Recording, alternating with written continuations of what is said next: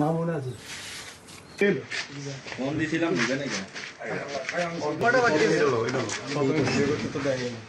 Sir আমরা এগুলা ওই যাদের কাঠগুলা ওদের কাছ থেকে আমরা কিনে নিই স্যার। ওটা তো আমি বলতে পারি না, হয়তো যারা কাঠ তাদের কাছ থেকে কিনে নিই। আমরা তো এক গ্রামের মানুষ, ওরা তো সবাই গাই গিরিস্তি করে, তো ওদের ওই চালগুলা লাগে না, ওরে বিক্রি করে।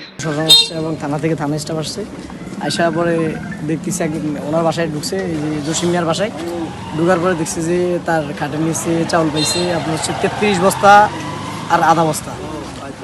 এই ধন্যবাদ এবং কৃতজ্ঞতা জানাচ্ছি। যেমন সাধারণ জনগণ যারা আছে অসহায়, তারা প্রকৃতভাবে চাউলগুলি পায় না, না পাওয়ার কারণে তো যারা চাউলগুলি এককভাবে আধিপত্য করে আইন না বিক্রি করে, তাহলে নিশ্চয়ই এটা উপকার হয়েছে না, যাতে নেক্সট টাইম আর এই ধরনের অবৈধ কাজ যেন যাতে কেউ না করতে পারে।